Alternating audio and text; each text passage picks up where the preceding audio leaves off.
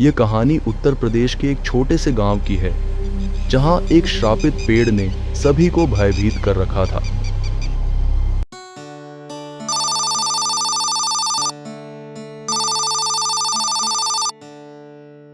Hello. Hello Rahul.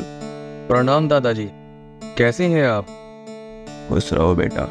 कैसे हो तुम? तुम्हारे मम्मी पापा कैसे हैं? जी दादाजी, यहाँ पर सब ठीक है। बेटा, अपने दादाजी से मिलने कब आओगे? जल्दी मिलने आऊँगा। कॉलेज की छुट्टी पड़ने वाली है, फिर मैं आपसे मिलने आऊँगा। ठीक है बेटा, तुम्हारा इंतजार करूँगा। जी दादाजी, फोन रखता हूँ। प्रणाम।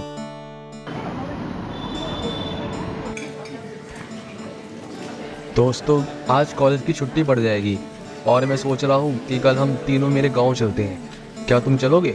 हाँ, चलते हैं। कुछ देर तक तीनों में बात होती रही। फिर राहुल के कॉलेज की छुट्टियां पड़ गईं और राहुल अपने दोस्तों के साथ अपने गांव जाता है। कुछ देर बाद तीनों राहुल के गांव पहुंच जाते हैं और वे वहां देखते हैं कि एक औरत अपने पति की लाश के पास बैठकर रो रही है और गांव वाले कुछ बातें कर रहे हैं।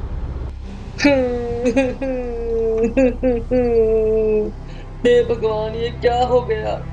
मैंने तुम्हें मना किया था ना, उस पेड़ के पास मत जाना। वो पेड़ तुम्हें भी निगल गया। अब मेरा क्या होगा? वो औरत जोर जोर से रोने लगती है। तभी राहुल का दोस्त रमन कहता है, राहुल, ये क्या हो गया है तेरे गांव में? हाँ यार, चल हम देख कर आते हैं। तीनों वहां जाते हैं और वे देखते हैं कि जिस औरत का पति मरा हुआ था, उसके पूरे शरीर में काले धब्बे थे। इस आदमी के शरीर में ये धब्बे कैसे हैं? तीनों गांव वालों को कुछ कहते हुए सुनते हैं। हे भगवान, कब तक ऐसा चलता रहेगा? उस पेड़ ने एक और घर बर्बाद कर दिया। हमें और इस गांव को कब उस पेड़ से मुक्ति मिलेगी?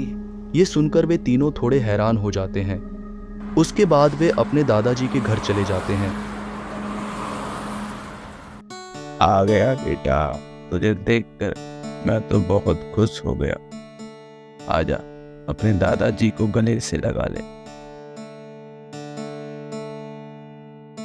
दादाजी, ये मेरे दोस्त हैं, रमन और सुनील। ठीक है बेटा। दादाजी, आपसे एक बात पूछो? हाँ, पूछो। दादाजी, जब हम आ रहे थे तो हमने गांव में श्रापित पेड़ की बात सुनी। हम इस श्रापित पेड़ का रहस्य जानना चाहते हैं। राहुल के दादा पहले मना कर देते हैं कुछ भी बताने से। फिर तीनों के कहने पर तब दादाजी कहते हैं, बहुत साल पहले इस गांव में एक भयंकर घटना घटी थी। हमारे गांव के पास एक विशाल और प्राचीन वृक्ष है, जिसे शापित वृक्ष कहते हैं। वहां एक साधु तपस्या कर रहा था, पर कुछ युवकों ने उसे परेशान किया। साधु ने उन्हें शाप दिया कि इस वृक्ष के पास आने वाला कोई भी व्यक्ति भयंकर मृत्यु को प्राप्त होगा। ये सच है दादाजी? हाँ बेटा, ये सच है, पर तुम भूल के भी मत जाना। ठीक है दादाजी। इसके बाद सब खाना खाकर सोने चले जाते हैं, पर रमन इन चीज़ों को नहीं मानता और वह कहता है, यार राहुल, चल जाकर देखते हैं आखिर ये माजरा क्या है। पागल हो गया है क्या? तूने देखा नहीं जब हम गांव में आ रहे थे वो औरत कैसे बिलख कर रो रही थी? और तो और दादाजी ने भी मना किया है, हम नहीं जाएंगे। हाँ भाई, हम नहीं जाएंगे।